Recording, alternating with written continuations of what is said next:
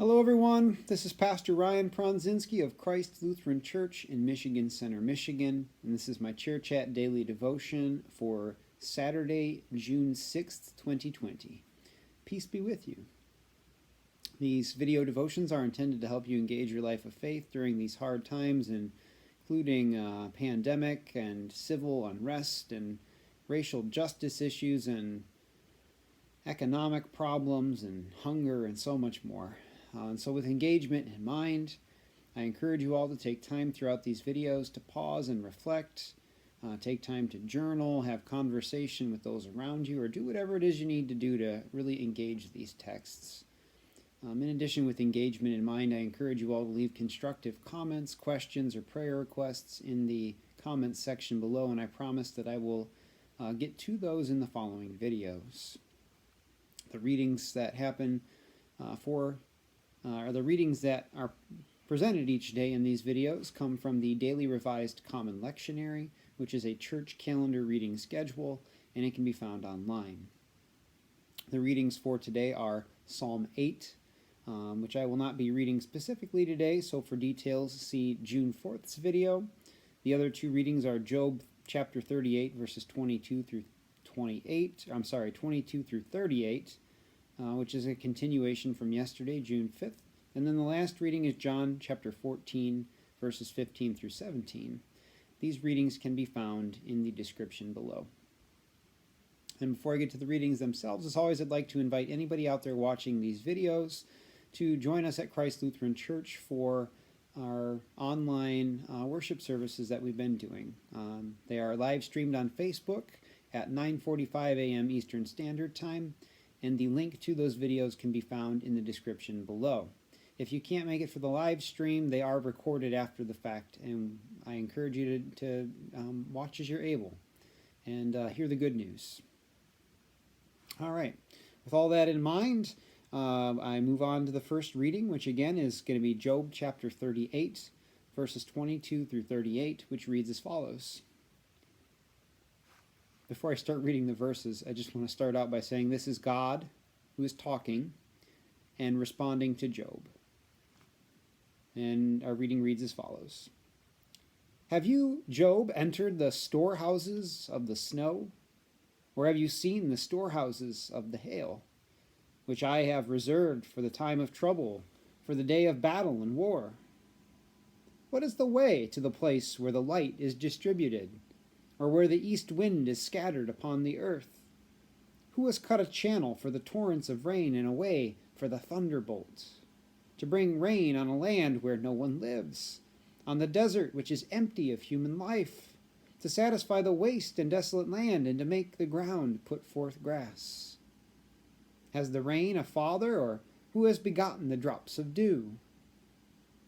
From whose womb did the ice come forth?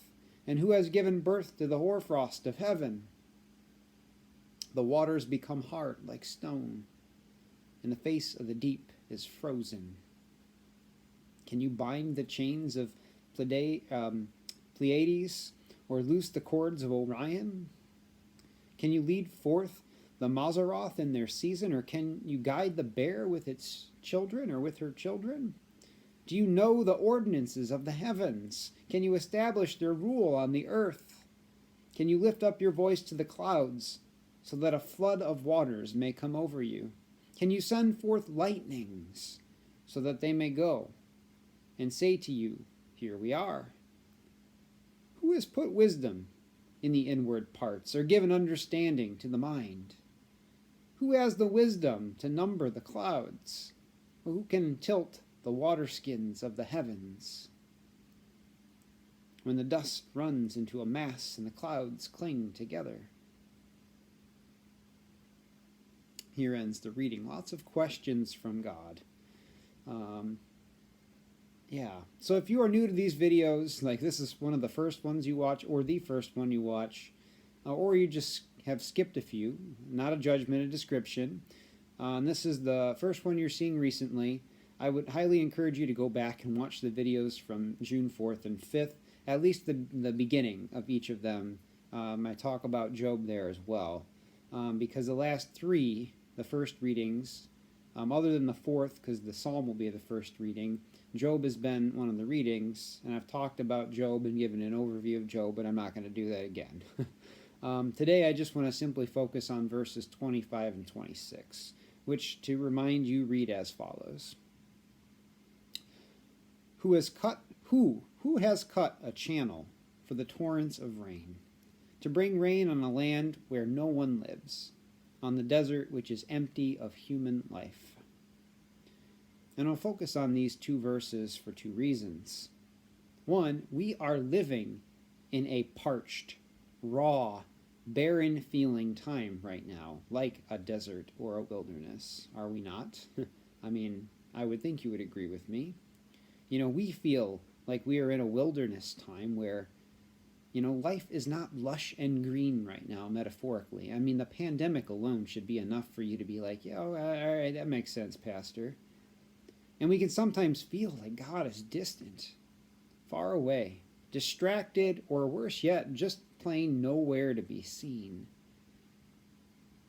And it's in these verses, in this desert-like place, right? We are reminded that even when it seems like God is not paying attention to our feeling deserted, God is working to bring life-giving rain to us, right, in our dry, parched place. When we in the world feel empty and hollow, God is seeking to fill and give life, even if no one can see it, like rain in a barren desert. Right? That's what's being said in those verses. Who brings rain into the desert places? No human being does it, that's for sure. But God does. My second point then is this. Oftentimes when a place is barren, we human beings feel it is less important. If a place seems barren, it becomes less important. If a community is not lush with life and productivity, as others might be, we can often see this barren place as inherently less important and not worthy of abundant love and attention. However, since we are a reflection of God's very self, right, in Genesis 1, this passage acts as a call to us to love and give in and to the places that seem forgettable and unimportant. A call to love and give in and to the places that seem unimportant and forgettable. For even God, as we hear in this text through his rhetorical questions, because he doesn't expect Job to actually answer, for even God brings abundance, generosity, and grace through rain in a desert where no one lives anyway, and nothing that really needs the rain. God still gives rain in a place where it's honestly not even needed. I mean, that's what abundance is, right? It's giving more than enough. And what an image of giving rain in a desert, in a parched place. And so we hear in these verses from God's very voice that no place, no community is less worthy of grace and abundance, no matter how barren or pointless that these places and these communities might seem. There is no place that is less than worthy of abundance and grace and love, of generosity. And by the grace of God, we can be this living water, this life-giving rain in these parched places. That's what I'd have you take away from these verses, because those are the verses that stuck out to me. I mean, just imagine that. There's deserts all over the world right now where rain's really not even needed, and yet, as a sign of God's love for the world, the rain still comes. That very act of life and love that God gives us, this is beautiful. And so you could be those droplets of rain in parched people's lives right now. And if you are the parched place, as I started, God, even if no one else can see it, God comes and brings grace and life that rains upon you. I pray that you experience that refreshment in life today. All right, on to John 14, verses 15 through 17, which is Jesus speaking. He says, if you love me, you will keep my commandments, and I will ask the Father, and the Father will give you an advocate to be with you forever. This is the Spirit of truth, the Holy Spirit, whom the world cannot receive, because it neither sees him nor knows him. But you know him, because he abides with you, and he will be in you. Here ends the reading. So this statement from Jesus today, at least the very first one, is both simple and utterly profound, and then as a consequence very hard for us to live into. Jesus says, if you love me, that is, if you claim to trust me, to be my follower, my disciple, my witness, my body, my presence in the world, if you love me, you will keep my commandments. Now, in the Gospel of John, this becomes important because this is where the reading is coming from. The primary commandment that Jesus gives is this: love one another as I, Jesus, have loved you, which is very different than love your neighbor as you love yourself. Jesus says, love one another as I, Jesus, have loved you. That is Jesus' command in John. And Jesus says, if you love me, this is how you will live. You will love one another as I have loved you. And at first glance, we hear that and it seems simple. Love one another. But as we look at the life of Jesus and how Jesus loved, this statement from Jesus in John becomes much more profound and honestly a lot more challenging. For Jesus loved through self-sacrifice. Jesus loved through self-sacrifice. Jesus showed his love for us, for you, and for all people by literally giving up his own life and then treating other lives as more important than his own. Imagine that. God's very self, enfleshed in Jesus, the person whom we say all honor, glory, and praise should go to, this person treats our lives as better than his own. God treats your life as more important than God's own life in the person of Jesus. So when Jesus says, if you love me, you will follow my commands, he is saying in essence, if you love me, you will love others as I love them, by treating them as more important than you yourself and your own life. And what this means is that Jesus' command, it is a command, but it's not a command in the way we might think about it. It's not a moral, it's not a value, right? It's not an ethic. What Jesus is saying is this is about relationship. It's about transformation. Not simply a moral stance to, be nice to people and not be a jerk. That's not what Jesus is getting at. For if a community of people actually treated one another in such a way that people thought of others and even other communities, communities amongst communities, nations amongst nations, if we treated each other in such a way where we lifted one another up above ourselves, that would radically transform communities and nations and the world. And think about it. I had to try and come up with some tangible examples of what this looked like, because we praise people like this. We honor people like this. We hold them up and remember them for being the transformative, beautiful figures that they are. People like a Mother Teresa or a Mahatma Gandhi, right? And there are other moral leaders which that even feels like a wrong way of putting it, because I said it's not about morals. These spiritual, these relational, transformational leaders like Mother Teresa and Mahatma Gandhi, and our own Jesus Christ, right? They led this way, and we lift them up. And so Jesus calls us today is to live this way ourselves, right? To be that type of person. And that's not to say like everybody's going to do the exact same things as Gandhi or Mother Teresa. No, but that is to find ways in which you can, in your own life, lift the people up around you above yourself, to serve them in love, to love as Jesus would love them. And why? Why we do this is not so that God will love us. It's because God already loves us, because God loved us in this way first. It's an act of gratitude.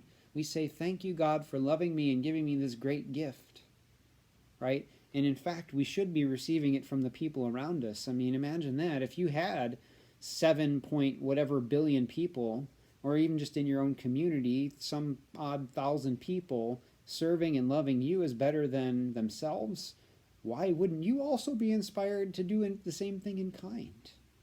We human beings are at our very best when we're loving each other in this way. God knows it. That's why God calls us to do it.